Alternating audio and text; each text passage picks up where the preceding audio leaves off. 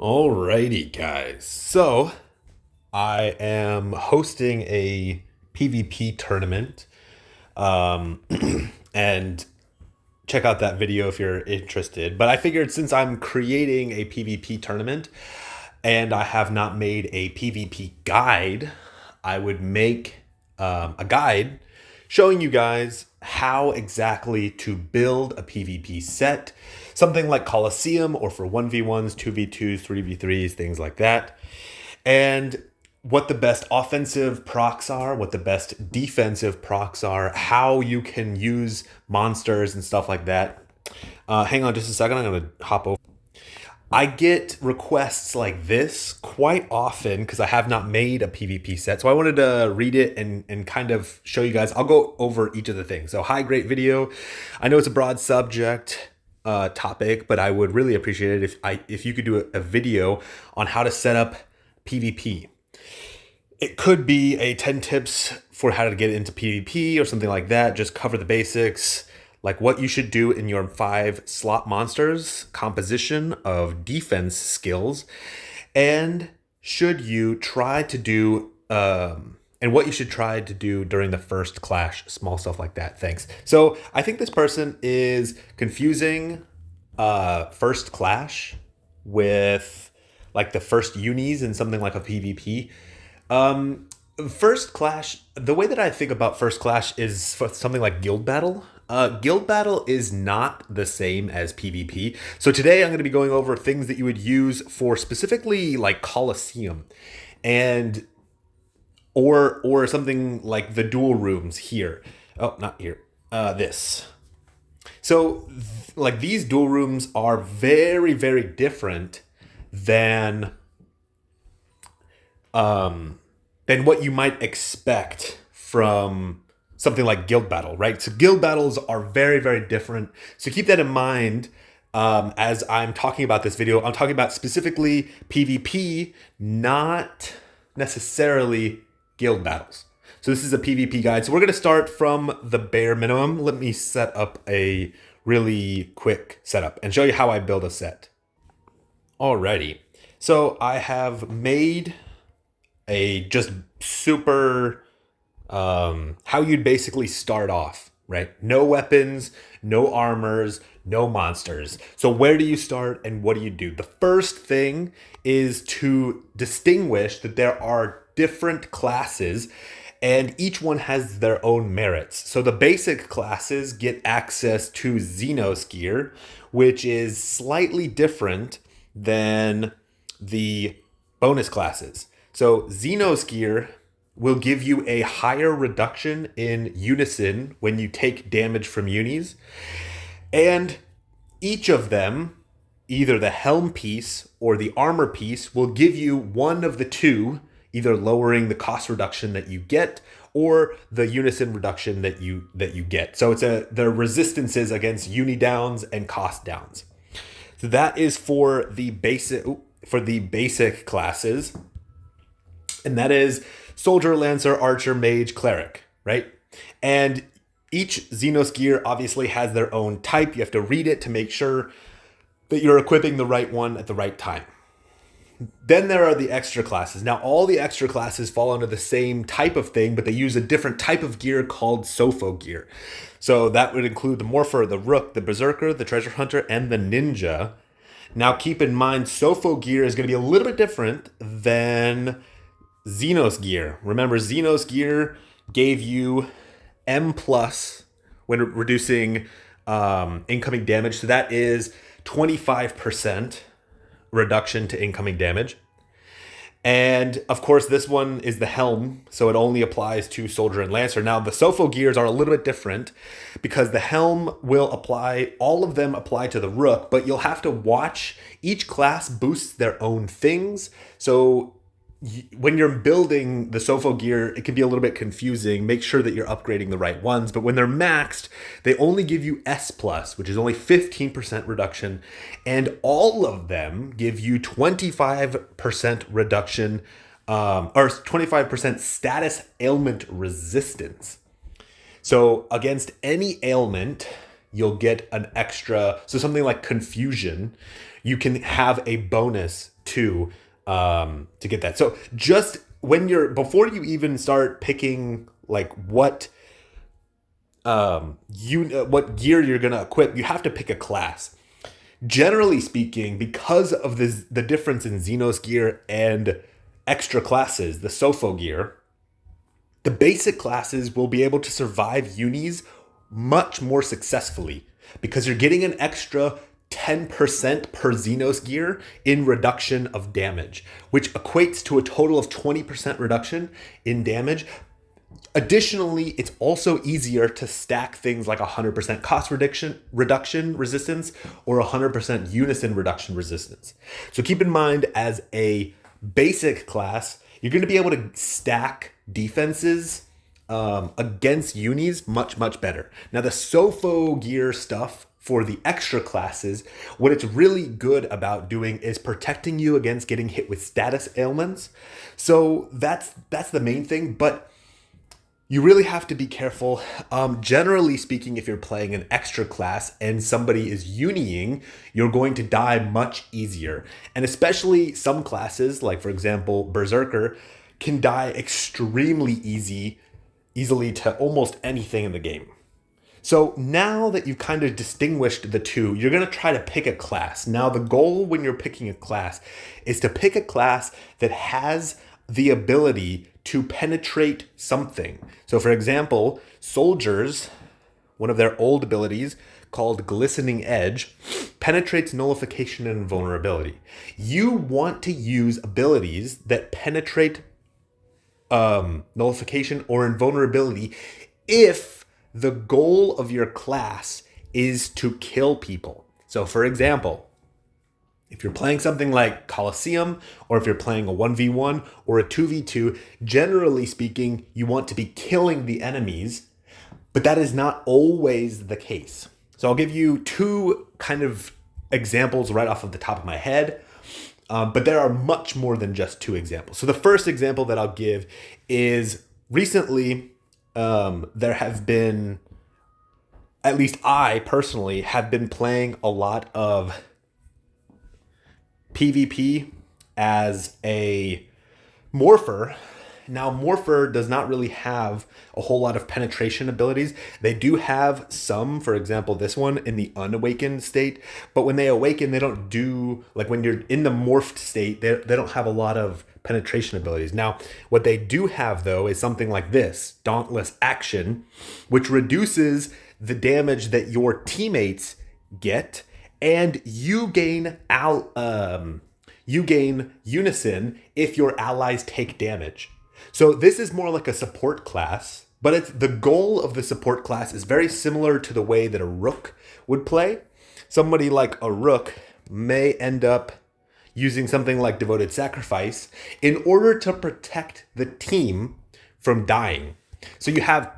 So far we have two groups of people. The first is the one that wants to kill you, and the second one is the one that wants to protect your team.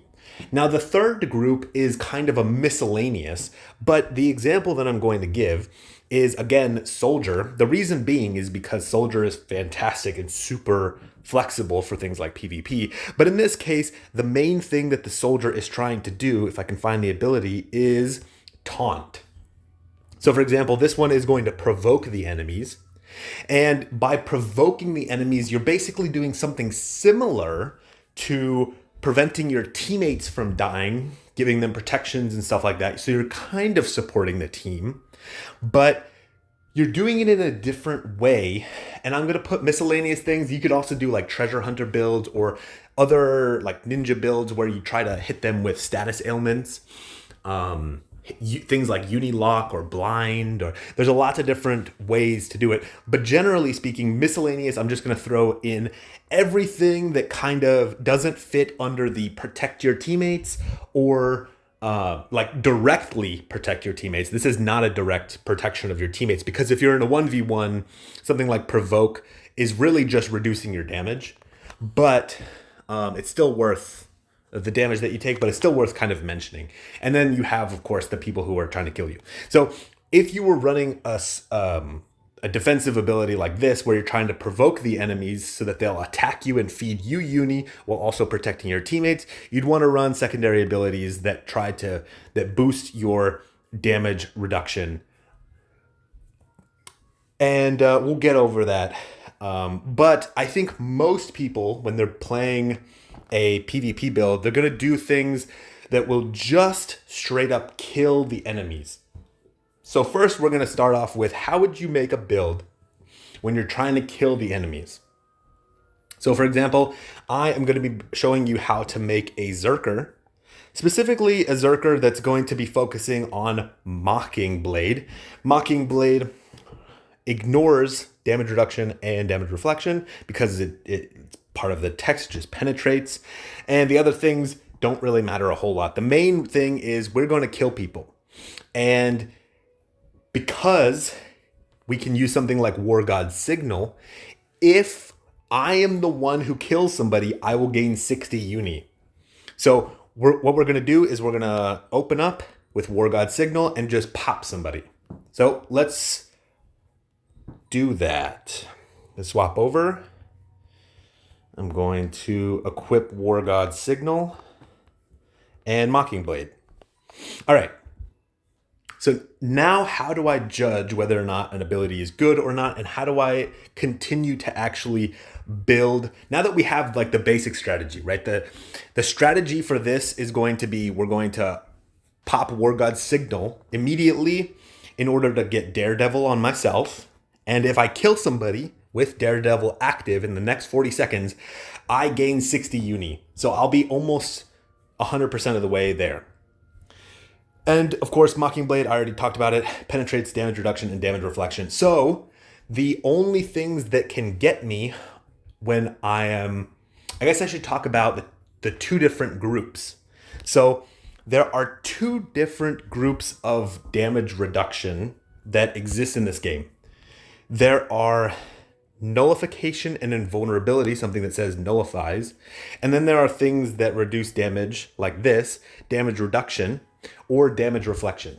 Now, abilities historically have been able to penetrate these, but we have new abilities like this, which are procs on weapons that will penetrate things. So for example, this one penetrates damage reduction, damage reflection. And we have other ones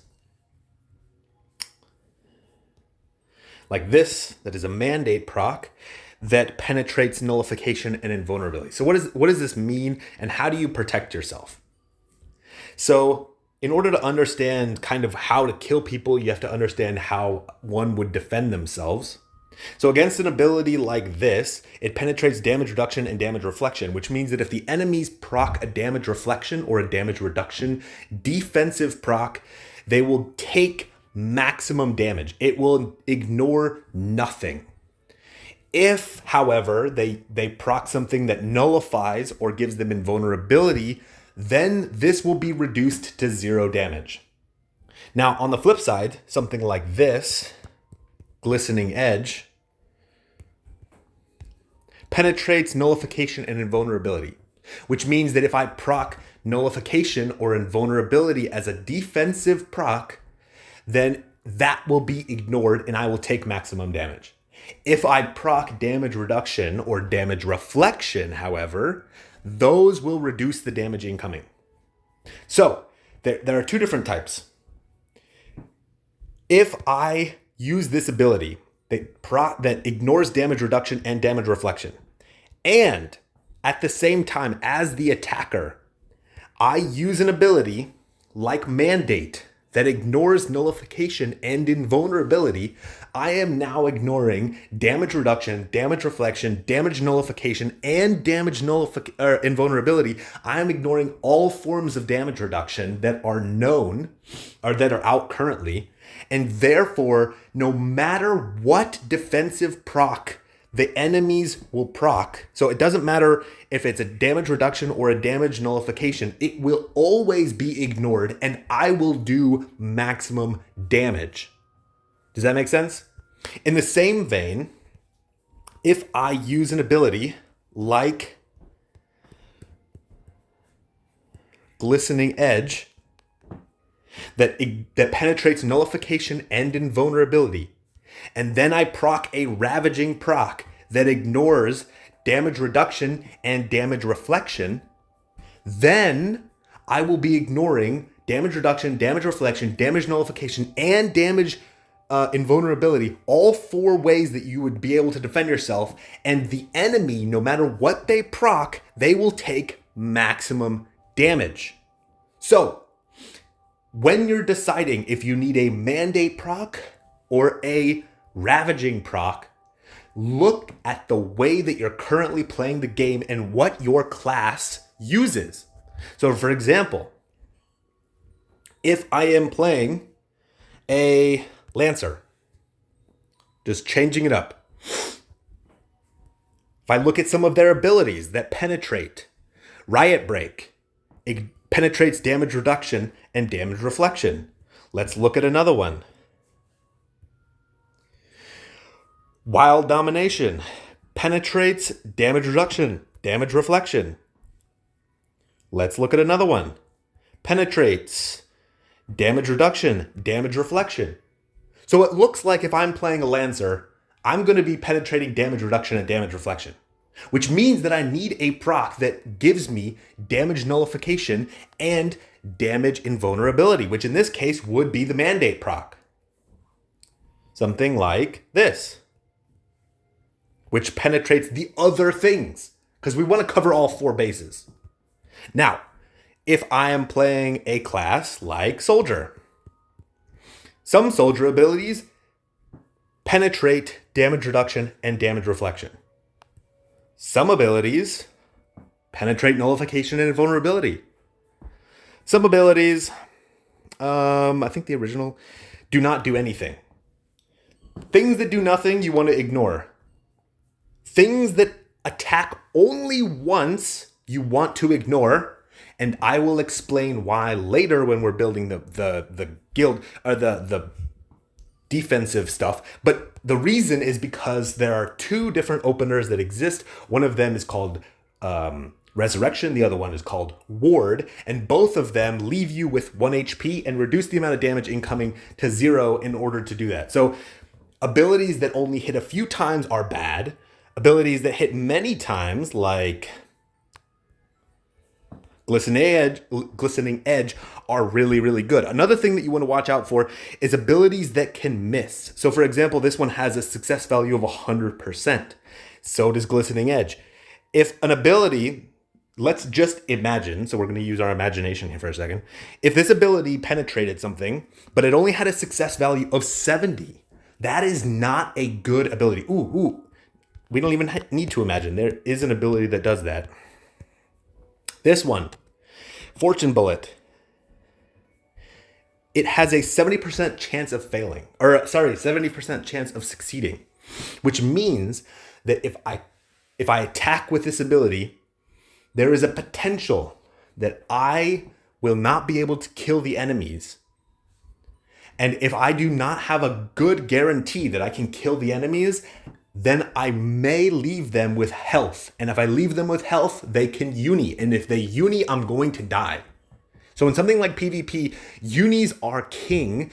If you allow the enemies to get uni, you're losing. If you attack somebody and you're trying to kill them in PvP, you don't want to have any possibility that they survive.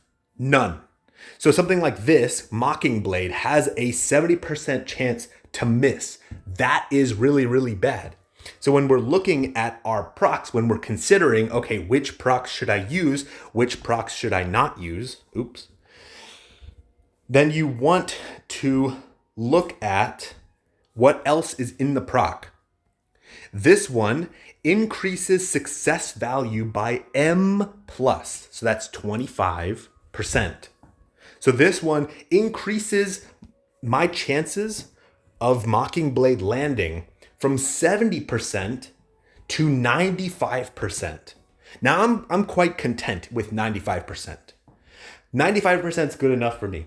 But keep that in mind, because there are some abilities. Now, I would never use this in PvP, but just keep that in mind. There are some abilities with really, really bad success value rates. Like this one's 50%. I would not be okay with 75%. Even if I single procced what I needed, just be aware that this could miss and miss like dramatically.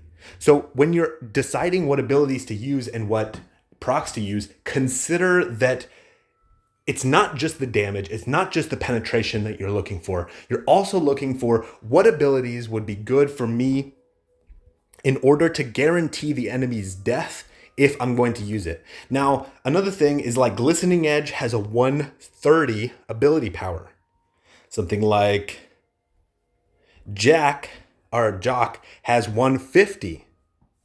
Okay? This one here hits 5 times.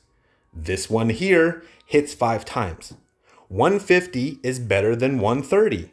The higher your ability power, the more damage that they'll deal. Now, keep in mind, I would consider 5 hits to be way better than something like 4 or 3 hits, especially if you're using abilities that only hit twice, for example, Vigilance. Even if it does penetrate, you have to be very, very careful because these types of abilities can leave the enemy with 1 HP, as we talked about previously, with something like if they have the ability to if they have something like Resurrection or Ward, or even both of them at the same time, which is possible, you may need multiple attacks just to break through their defenses. So 4 to 5 attacks, in my opinion, is the safe route. But there are, there are other ways to do it.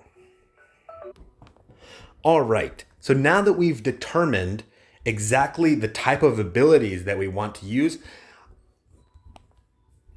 and how we're going to do it, I'm going to be using Zerker, and we're going to be using Mockingblade as the main ability.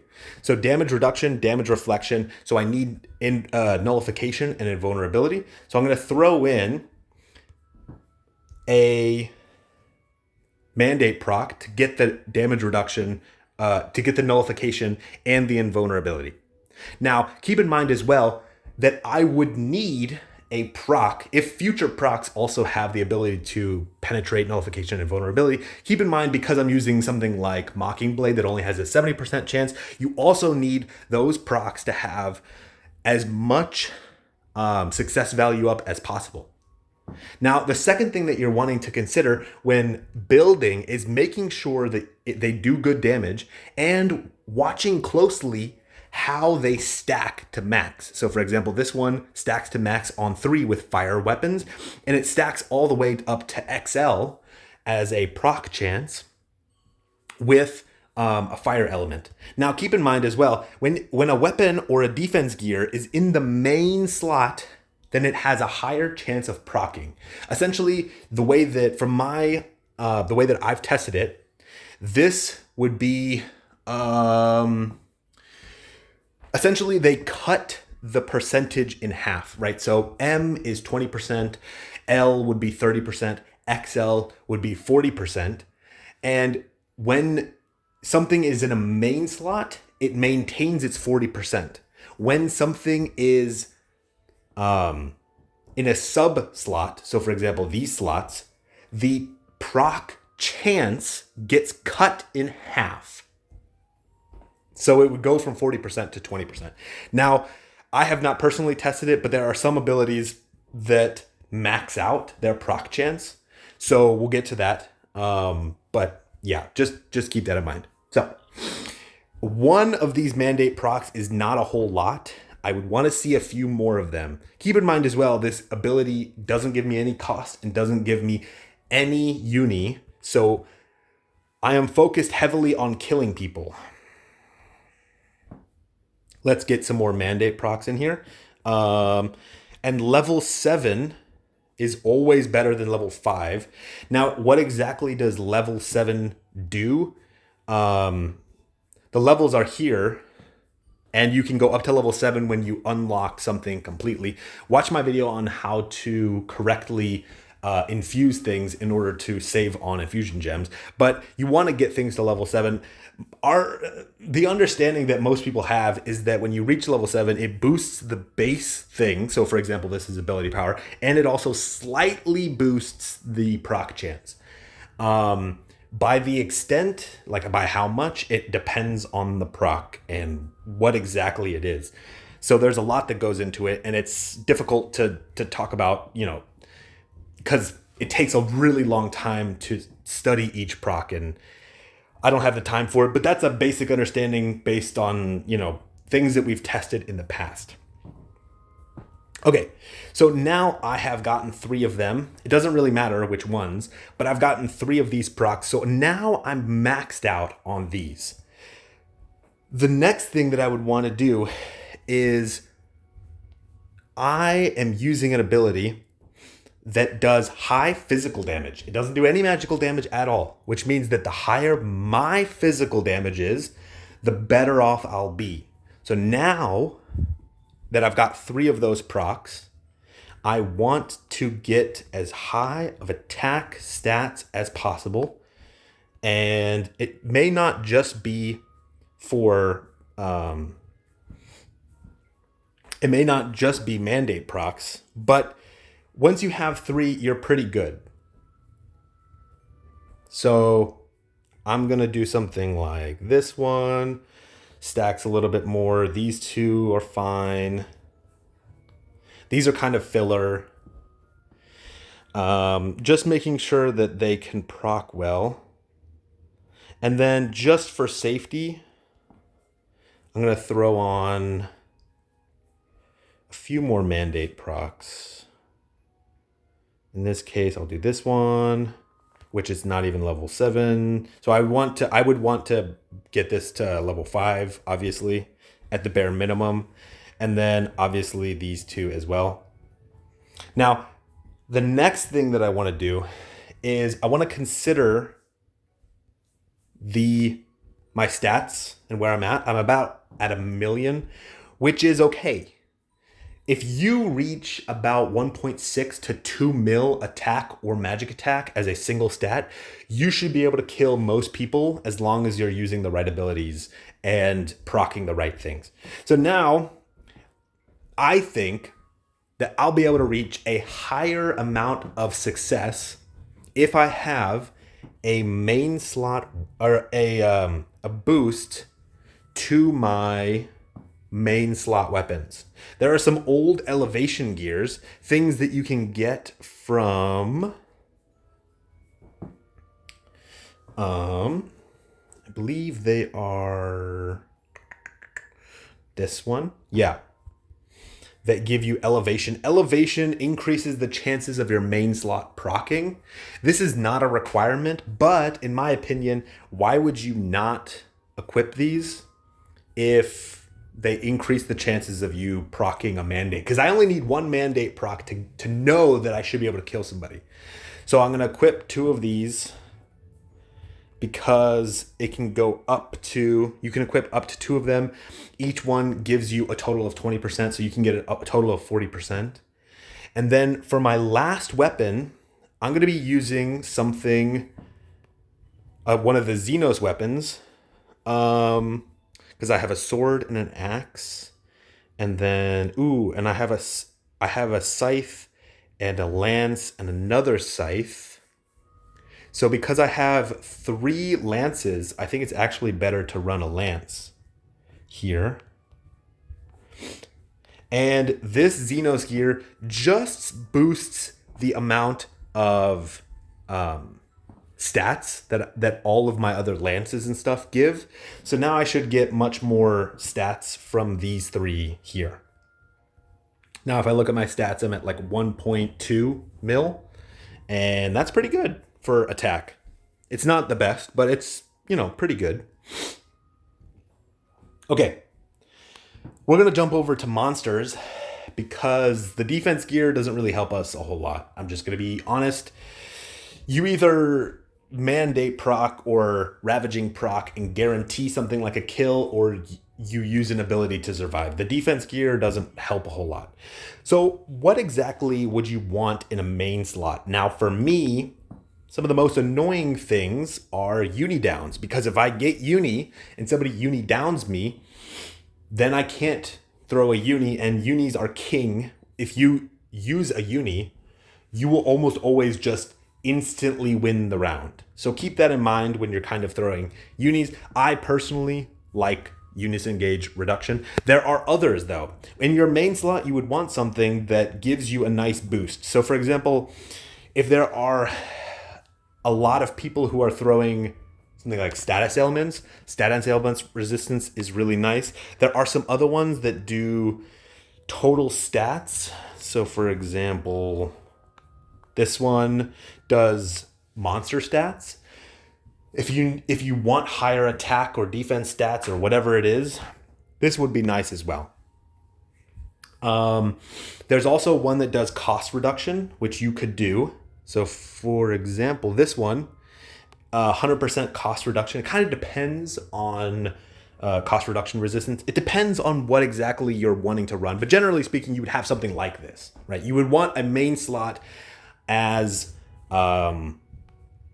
in the main slot of the monster. That's what it does. Now, each monster has hidden potentials that boost something. So for example, confusion, despair resistance, water, and dark. Remember, water beats fire, so this is only protecting me against fire monsters, and dark beats light and time. So this when it's talking about water or dark defense, this monster is effective against fire monsters, light monsters, time monsters. So keep that in mind when you're doing that. Now, to reference that chart, this is the chart. Now, the next thing that you would want to do is consider which monster I'm going to throw as the main monster if I obtain Uni. There are two different groups of monsters, in my opinion, that most people should be considering.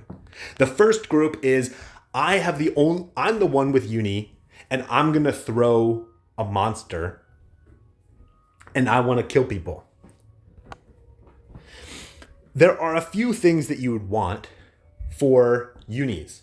The first thing is you want something like penetration, or you want something like Twilight. Hang on, let's see. I think this one gives Twilight. So when we're reading Twilight, Twilight permits piercing through damage reduction, damage reflection, damage nullification. And essentially what that means is if I throw this monster with Twilight, I no longer need to proc my mandate procs. I no longer need to proc these to be guaranteeing a kill, which means that this ability, Mockingblade, which is quite slow, may actually be a bad ability. So let me say that again. This ability, Mockingblade, is slow. So when I'm using the ability, it takes about 2 seconds before the ability starts dealing the damage. That's not fast enough. If I want to kill all the enemies on the enemy team, the person with the fastest abilities wins. So, for example, Lance Flash, this one here, is one of the fastest abilities in the entire game. It just is. And so considering if I was building a Lancer, in this case, I may run something like Raging Break or Riot Break, something that penetrates in order to kill people, right? But I would also have on hand a second ability that would give me a boost that would be really, really fast and help me kill if I got something like Twilight. Or if monsters started to fly and I got a bunch of penetration. So that's another thing to consider when you're building your sets, is that it's not just one ability. You want some abilities that can all that are quite fast.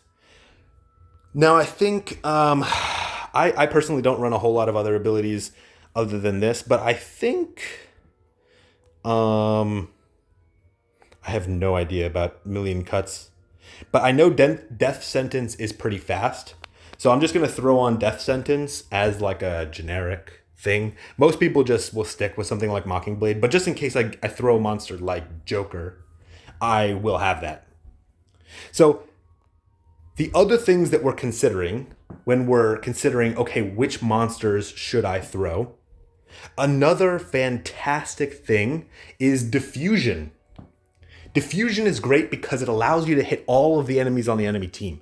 If there are 5 enemies in something like Colosseum and I throw Joker, even if I'm the only one standing, if my ability is faster outside, like after I've thrown this monster, I can kill every single enemy on the enemy team instantly.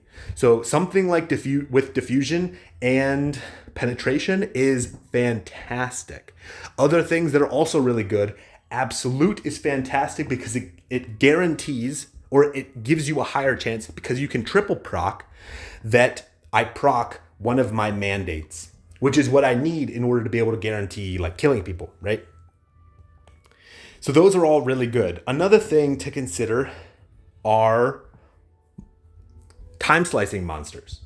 The reason why is because something exists called Fortify, which we will get to when I talk about the second group of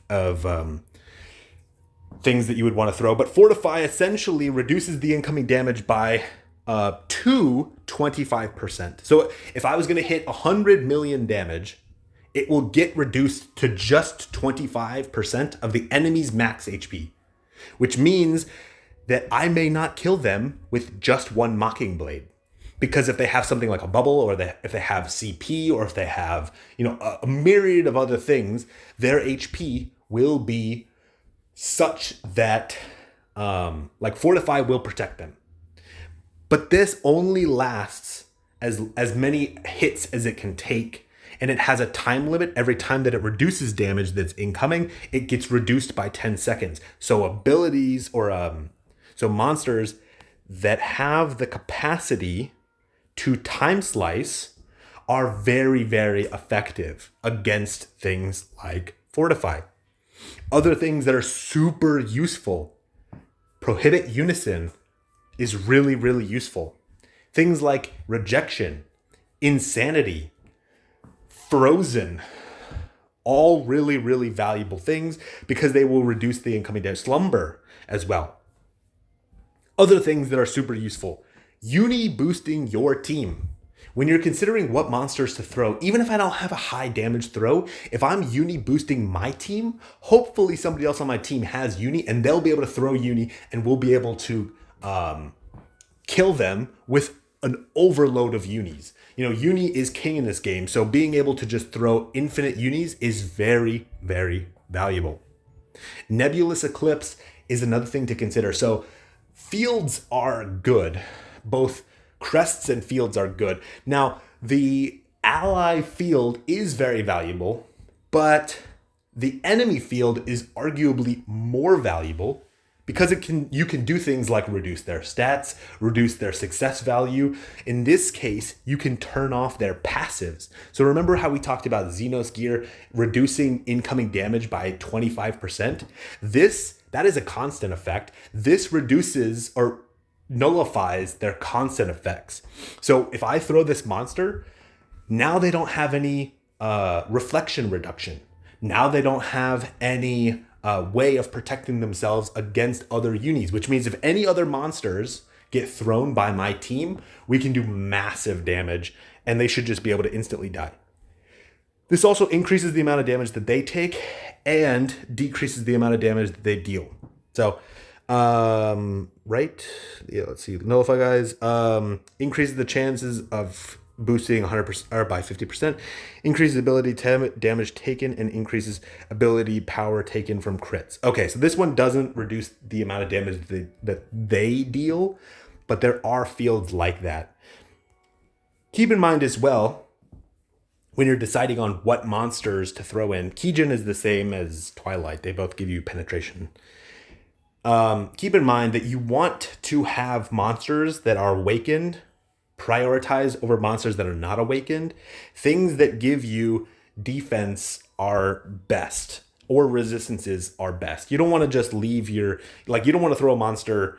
If I had to decide, for example, for me, if I had to decide between Joker and Queen, I would choose Joker because this one gives me slumber resistance.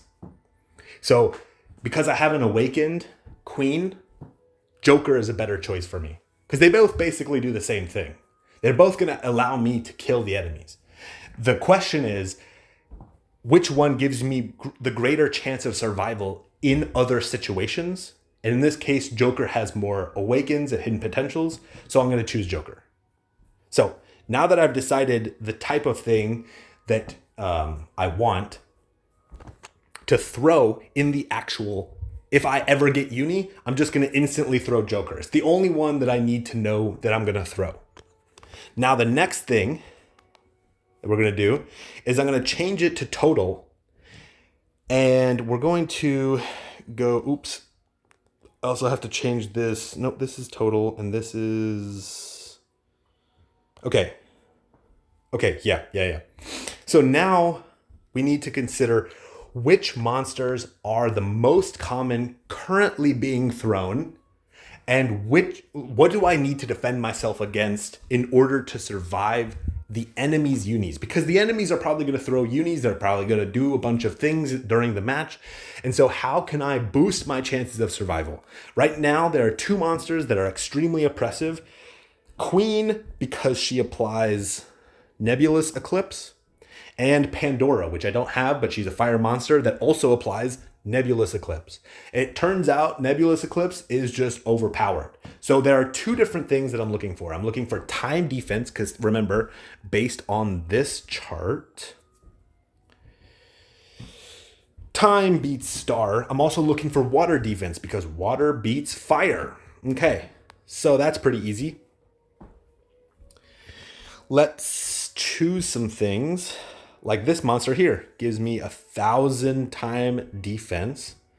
So that's pretty good. Oh, I forgot. Here, let me talk about the second ability, or the second character that I'm going to throw. So let me remove this one real fast. So now I've decided that I'm throwing this uni if I'm the only one throwing. And the reason is because if other people are throwing, I might not even have the chance to survive. Let's say that there are 5 people on each team that are throwing unis. There's a chance that if I'm the last one throwing a uni, I don't even have the opportunity to get my uni off. And so I can't even assist the team in our ability to survive if I'm one of the last ones. So instead, if I'm not the only one throwing a uni, I may, here, let me turn this back to cost.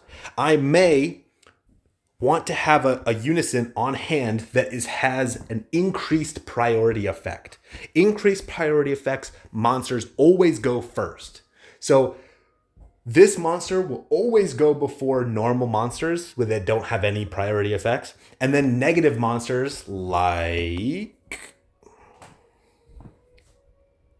this monster here has decreased priority. This one will always go after the normal monsters. So keep that in mind. You have prio, then you have normal, then you have de-prio. And so if a bunch of people are throwing unis, there's a chance that my uni doesn't even get to go off, that I don't even get to contribute, and that is sad. So what am I looking for? I'm looking for a priority monster that will help my team succeed in their uni throw. So for example, this one boosts status ailment resistance. Why is that good? Because the enemies could hit you with something like Unison Prohibit. And something like Unison Prohibit you won't be able to throw any unis. So if I boost my team's status ailment resistance, we are more protected against things like status ailment resistance, like Unison Prohibit. Man, my brain just turned off for a second. All right. The next thing, buff removal resistance and prevention of karma. Karma flips buffs. So for example, if I was at a 200% buff, then it would flip my buff to be a negative 180 or a negative 80% buff. So karma flips buffs to the opposite, and buff removal resistance prevents the enemies from being able to strip my buffs. So not only is this monster really good for preventing getting hit with something like Prohibit Uni, but now any buffs that I obtain from other unis will have the protection of this monster so that the enemies can't just strip the buff, because those buffs, like a 200% buff on your team, actually help you survive. They reduce incoming damage. So you want to maintain your buffs. Fortify is incredibly powerful. We already talked about it, but essentially what it does is it prevents you and your entire team from taking a massive amount of damage all at once. Fortify is incredibly, incredibly good. Grace is good for something just as simple as it increases your max HP, and it also prevents a bunch of debuffs, right? If the enemies can't remove your or can't apply like something like a minus 80% buff, then you have a better chance of surviving. Now that doesn't guarantee that you're going to survive, but you have a better chance of surviving. Azure Crest as well gives defense to all of my allies. And you have to keep in mind, only one crest can exist in the entire game. So if the enemies have a crest currently, and this is a priority monster, we can snatch their crest and we can potentially take away their life-saving defense before my team even starts using their unis. Other things that are really, really useful are a number of protective hits. So there is a monster. This one here, I believe. Oh, come now. Yes, right here. So reducing incoming damage to 0, those are really useful. Something like protecting your field effect. I don't know if I have any monsters that protect a field, but protecting your side of the field would help avoid getting hit with something like Nebulous Eclipse. So there is a monster, I think it's called like Judith or something like that. It's a time monster that does that. Priority monsters. There are some priority monsters that apply a field. Applying a field is also really good because it boosts your stats. Yeah, this one's another one. This is another prio monster that does basically the same type of things.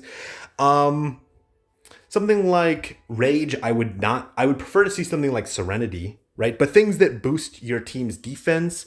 Oh, here's another one. This one gives my team a chance of nullifying physical damage or magical damage. Those are really useful because they also apply to monsters. So keep that in mind. Now, they don't always apply to monsters. Monsters effectively do the same thing. So this monster ignores damage reduction and damage reflection. I don't think that there are any monsters that ignore nullification, but if those monsters exist that ignore nullification or invulnerability, just be aware that something like this won't affect anything. But buffs like these are effective. So your prio monsters, you want them to protect your field, you want them to give you fortify, you want them to time extend, things like fortify. There are also old monsters that are really effective as well, even currently in the meta. So if you don't have one of these game-breaking monsters, there are 40 cost monsters that are still good too. This one applies resurrection. We talked about this, reduces the incoming damage to 0 7 times. Nullifies Unison gauge reduction for 60 seconds, which is really useful if they're spamming a bunch of monsters that reduce uni and you're not maybe 3 people on your team are uniing currently, but not all of your team is uniing. It can be really beneficial. This one applies Disaster Collapse, which is nice for after, but one of the main things, like Resurrection. Miracle is also really good. Let's see if I have a miracle monster. I know I do. Miracle is essentially the same thing as Resurrection. It's a little bit different because it can only be applied once. Resurrection can be applied an infinite number of times theoretically, but Miracle only applies once, and Resurrection only apply when Resurrection pops, it leaves you with 60 to 75% of your HP, something like that.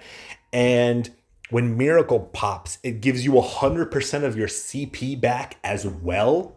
So Miracle is extremely powerful. So keep that in mind. So I'm going to equip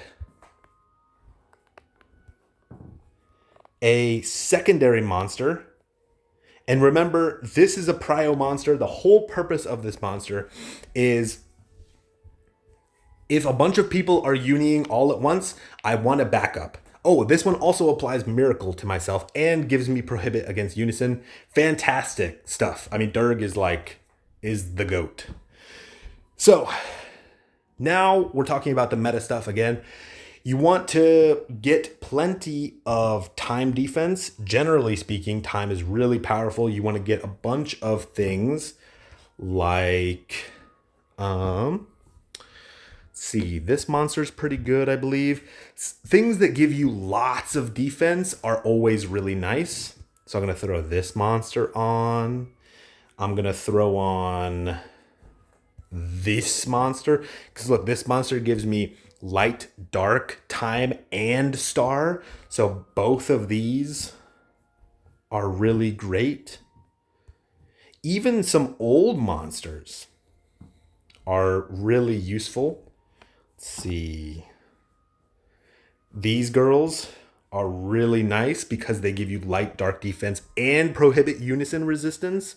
So I like things like this. And then missing 5, so just boost that up.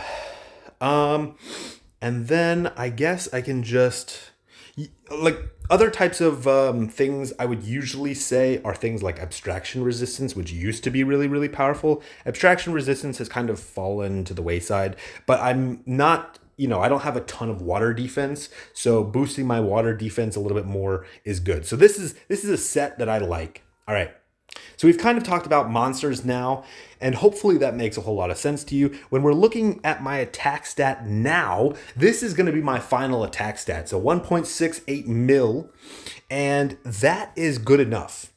Even though a lot of my stuff is not fully maxed, and I have two 34 cost 34 cost weapons, this is fine. Now, if you don't have these weapons and you have more mandate procs or something like that, you can swap these out. These are not mandatory. And in fact, a lot of players don't even use these because they can get removed by things like balance. So just be aware, it's kind of personal preference. Usually I don't personally run these, but these are the safest method.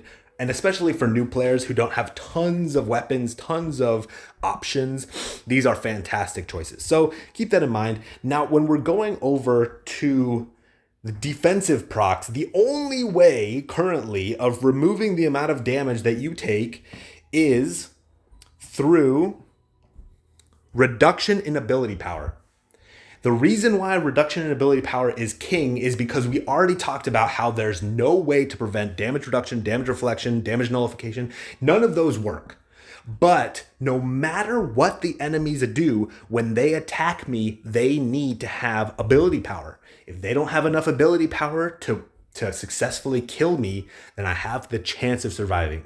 Now keep in mind, even if you have, in my opinion, these are the best procs. I've tested a lot of procs. These are the best defensive procs in the game, in my opinion, because of the ability power. No matter what I do, I can't survive a whale. If a whale procs and attacks me, I'm dead. Just instantly dead. It doesn't matter. I've talked to tons of people. The PvP meta is kind of messed up right now. There's no way to survive based on pure procs. There are ways to survive with abilities, but those are different. So your defensive procs don't really matter that much. They matter a little bit, but they don't matter that much. So now that I've equipped one of them, I just want to stack them to, in this case, 3, which is pretty easy. You're just going to equip 3 of them.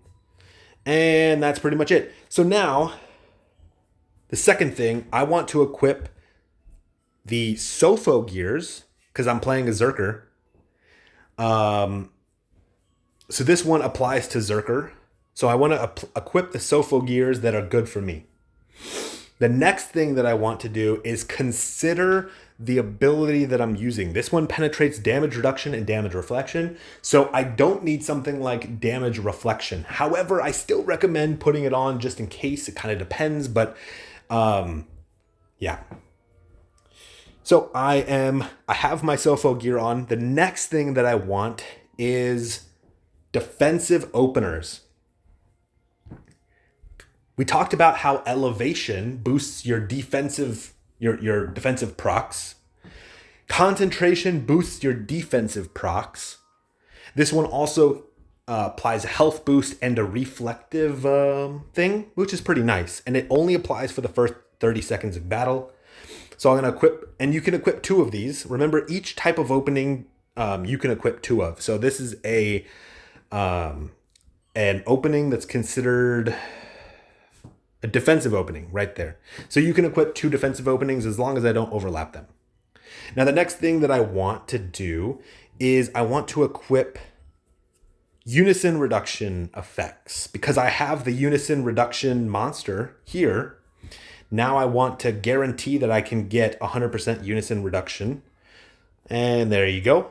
So now I have 100% Unison reduction. This one also gives it again. Again, you can stack up to 2 of them. So now I have 100% Unison reduction. And like I've kind of talked about, it doesn't matter what I do now.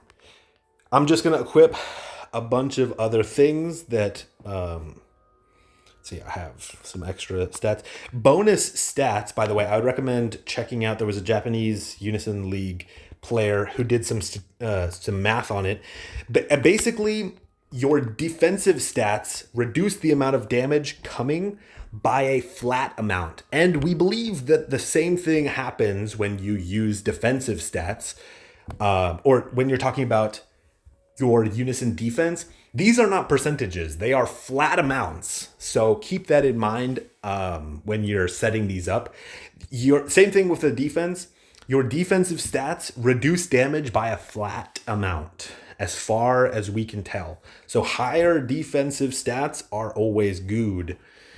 So yeah, so now I've set up that side of things. Keep in mind that I do not have a lot of openers for things like ward or resurrection or other things. I'm still missing some things because I only have 1 of these concentration openers. So I still want some more. Again, we're going for the procs that give me the best chance of surviving. Now I'm going to equip my resurrection. Gives me dual attack and resurrection. Now remember, dual attack is the one that allows you to attack twice. So if I somehow miss my first Mocking Blade, hopefully the second Mocking Blade will proc the mandate and I can still pop the enemy. Alrighty. So I am going to equip my second defensive opener. I'm also going to equip... Where is my Sofo gear? Because I need to equip the other one. I think it's this one. Nope, this is not a Zerker one. This is the Zerker one. Yep. So I have my second Sofo gear on. Just to show you, this one still gives me the S+ resistance, but it's slightly worse for the status ailment. So you want to get these maxed. You definitely do. And I also I can remove 24 from here. All right. So I still have 79 uni. And so now I have this. I would recommend equipping things like ward, usually, because ward is another opener that does the thing, that reduces your damage down to 0. So for example, if I have 100 HP and I take an ability that hits me for 1 billion, ward will pop and leave me with 1 HP. So usually this is good. However, these new procs came out. Usually resurrection does the same thing, but in a slightly different way. When, let's say that I have 100 HP, I get hit with 1 billion as a single hit. We're not talking about multiple hits, just a single hit. What will end up happening is that billion will get reduced down to 0. As I take that damage, resurrection will pop and will leave me with 60% HP. Whatever my HP will go from 100 to 60% of my maximum HP. And now it's gone. As far as I'm aware, I have a teammate. I personally have not tested this, but I have a teammate who says that they've tested Ward and Resurrection. There's a weird bug with Ward and Resurrection. I'm not sure why this exists, but if you apply Resurrection before Ward, and there's no way to prevent this, if you apply Resurrection before Ward, the Ward won't pop, and these new defensive Resurrection gears, they 100% of the time pop before the Ward. That is what I've been told. Again, it can change in the future. Also, A-Team doesn't tell us when they fix or change things. This was many months ago when these first came out. He did a bunch of testing on it. But as far as, and I trust him, as far as I know, Ward is currently basically useless. But we're going to equip it anyway because I have faith that A-Team will fix it in the future. And it is good practice to just have good defensive openers. There are two other things that are worth considering. These damage reduction constants, they're defense constants, and they reduce the incoming damage taken by S, which is 10%. This can be penetrated, so I've tested it. It doesn't prevent you from taking damage. However, it does protect you against unisons, specifically unisons that don't penetrate. I'm not sure if it counts. I think it's just damage reduction. I have not personally tested if it's nullification, but like which one of the two is the one that's penetrating. But regardless, it does work against normal monsters that don't penetrate. So just be aware, if you want to equip them, these are good to equip for surviving unis. But again, we kind of talked about this. In my opinion, it's worth building towards surviving unis because nothing in the game is going to help you survive against, like, these defensive procs aren't going to save me. I'm just going to be honest. They're just not going to save me. So personally, just for this build, you can also equip some of these. So I have two of those now. It's also worth considering there are old buffs that you may consider applying. Increases things like this that increase the physical ability power of things. This was just by 10, but you can equip two of them, so you can get 20% ability power. If you're struggling to one-shot people, you may consider things like this, but this is generally how you would want to do things. So I'll just equip one to just show you guys, but you can equip a max of 2. But this is what you want. You want something that gives you resurrection, usually something that gives you ward, something that protects you against unisons, and then you want a defensive opener. Now, sorry, my nose just started running. Now, when you're deciding which defensive procs to equip, you just want to make sure two things. First, that they're maxed. So for example, this one is not max stacked because I need a total of 3 between the two of them, and I only have 2. So both of these are currently not max stacked. So I would want to fix that. Let's go in and fix it. And I can do like this one. Sure. That'll fix it. The second thing to consider is you just want to equip the one that gives you the most ability power reduction. The truth is you won't be able to survive no matter what you do, except for using abilities. This isn't really going to save you. The main thing is to just reduce ability power incoming. So that's what I would recommend. And this looks like a pretty good setup. So I can remove 2 here and 28 here.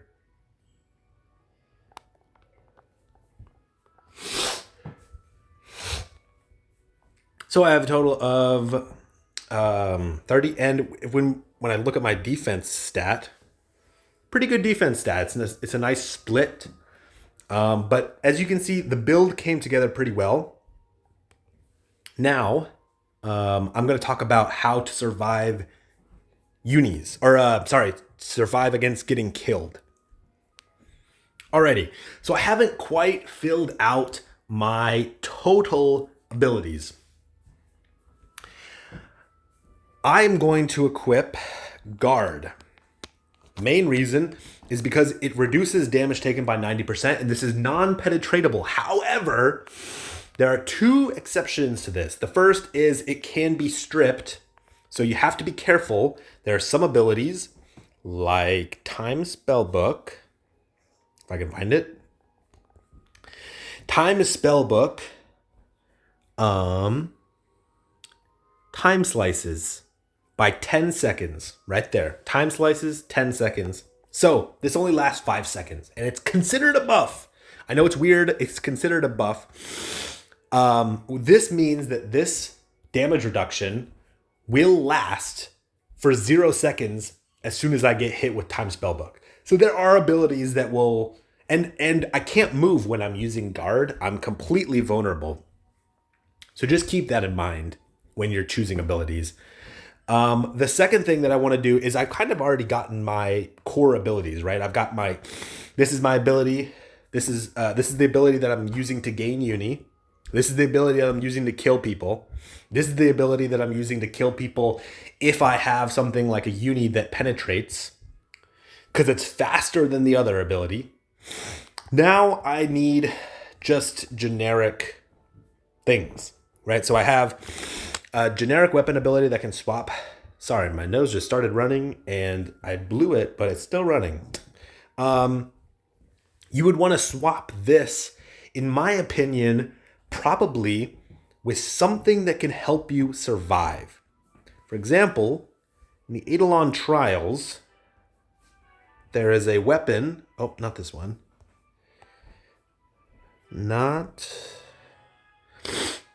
Ineptitude decreases the maximum number of attack skills that can activate for 10 seconds. This one's fantastic. So I could throw this one on and use it. The main reason why this one's good is because if the enemies can't proc, then, or it can't double proc or triple proc, then you have a better chance of them not procking and you can survive. The other one is erosion is nice if I had a bunch of nullification things. Erosion nullifies penetration of nullification and invulnerability. So keep in mind, if I was going to use erosion, I would want to make sure that I am using an ability like this that nullifies, because we're nullifying nullification ignoring effects. That's what erosion does. Other abilities, I would recommend more highly to use things like this that apply chipped blade, because most procs will end up being a damage reduction or damage reflection ability. So I would recommend having this. I don't personally have this book, so I can't put it on, but this is the book that I would use.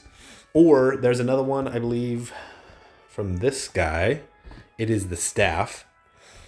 Chipped blade is fantastic. Now you do need 20 uni, but it's absolutely worth it. Chipped blade for 10 seconds. Other abilities that kind of do the same thing. Lancer. Clamorous Howl. This one applies chipped blade for, in this case, 10 seconds as well. So there are multiple ways of doing this, but chipped blade essentially removes the ability to penetrate damage reduction and damage reflection.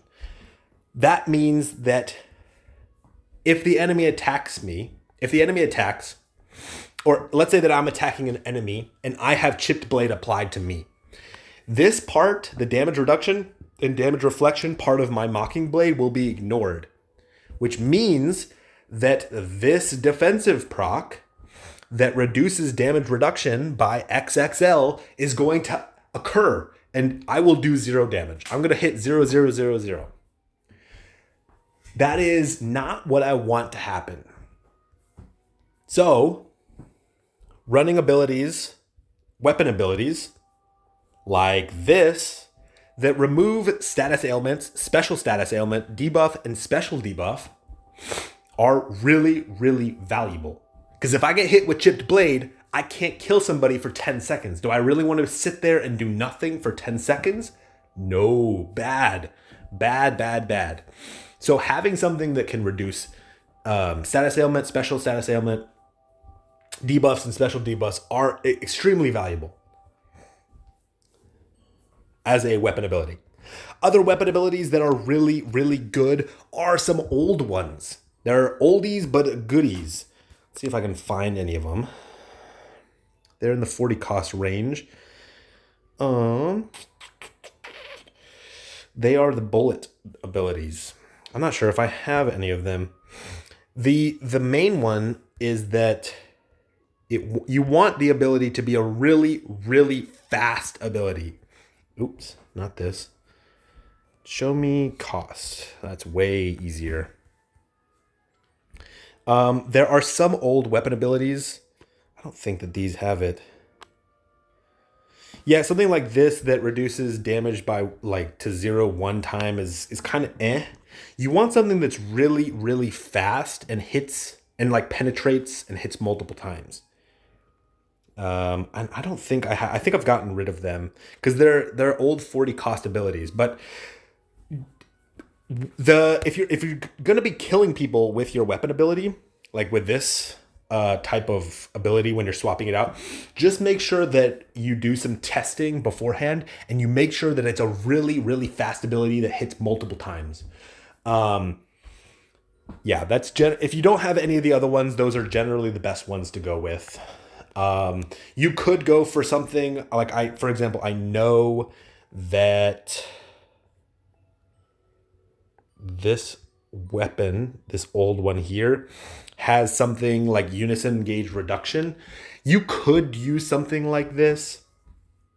But I would personally ignore, I would avoid things like this. Things that also uni boost yourself are pretty good. For example, there's a fire one, I believe. It's probably easier to go to augment. Actually, no, it's not fire. It is wind. It is a wind scythe, isn't it? If I can find it. Nope, that's not the one. Bum, bum, bum. Garnet Arts boosts my Unison gauge gains. That's good. And boosts allies' ability power. That's good. So there are quite a few of these. There are different strategies. My main one, though, if you're running a kill build, is to do something like this. Something that clears your debuffs, because erosion and chipped blade are going to be the bane of your existence. Now, the second way, when you're rounding out your final abilities, in my opinion, it's good to run something like cheer. If somebody on your team gets attacked and they don't have 100% unison reduction, they may get unied by like 5 or 10 or 15. If a bunch of your teammates all use cheer at the same time, you can uni boost your team and successfully win the round. So there are some abilities like that are really valuable. There are also some abilities here, things that heal over time, things that heal CP, things that... There's another one over here. Things that prevent Unison gauge, like Reliance States, are really good. Things that boost your team's HP. There are quite a few of these abilities that are quite useful, like balancing. People take for granted the fact that balancing is a powerful ability. Don't underestimate the things like balancing. There's another one that's even better. One of the best arguments for why mage is a good class still is things like Hanged Man. So there's a lot, and this applies to karma. So remember, it flips your buffs. So if they just use a uni that gave them 200% buff, karma will flip that to a minus 80 buff. So very, very useful. Those types of abilities are good. And each class has their own merits, but you want one ability that's really your boosting ability or some type of team ability. You can also do things like, for example, Ninja. Ninja has things like Smoked Bomb, which decreases the magic ability power, but the main thing is blinds. If the enemies if they have blind, they have a chance of missing, which is really, really nice. Also things like Heat Haze, anything that reduces Unison gauge gains. One of the most powerful classes in the entire game is Lancer, because Unisons are king. So Lancers, when they use Clamorous Howl, They also reduce Unison gauge gains, which is not something that you can prevent. They also have things like lines formation, which you also can't prevent. You can remove it from yourself, but you can't prevent it from happening. So there are quite a few things that are good. You could even run. There are cleric abilities, things like recover that can remove basic status ailments, mass recovery, things that can remove damage or status ailments from your entire team. Keep in mind, these are just normal status ailments, not special status ailments or debuffs. And then things like barrier. This can get penetrated, but it is nice because it protects you against a lot of monsters. So there's a myriad of different things that you can do. But generally speaking, you want guard because you don't want to die. You want a fast ability. You want some way of gaining uni, and then you want to kill people. I'm not going to be talking about how to build something like a rook because it's super there are tons of ways to run defensive classes or miscellaneous classes. So just keep that in mind. This is mostly for a guide on how to kill people, but this is a good starting place, and I would be quite satisfied with this. So yeah. And this is pretty much it. As far as pets, remember, pets don't proc. They even if they have abilities, they don't do anything in PvP. They don't do anything in guild battles. So they're completely useless for what we're talking about right now.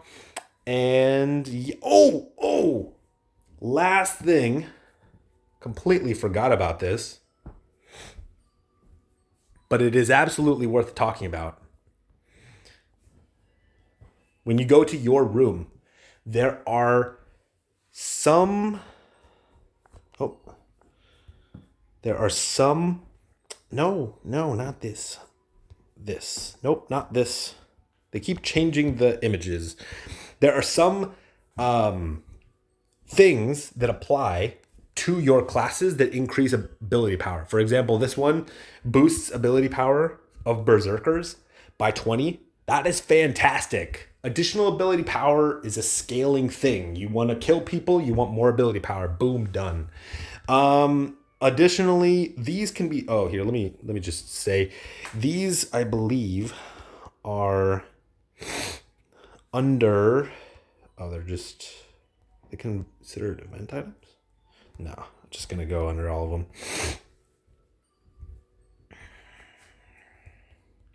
These are under the Mobius path. They're here. So I don't have the treasure hunter one, but it is what it is. So I would recommend whatever class you're playing, apply it. The only ones that don't have good ones are cleric, I think. And ninja and morpher don't have them. But every other class has them. And the cleric one is useless because it's for healing. That is pretty much it. The last thing that I wanted to say is that the elemental advantage does nothing. Element does nothing in PvP.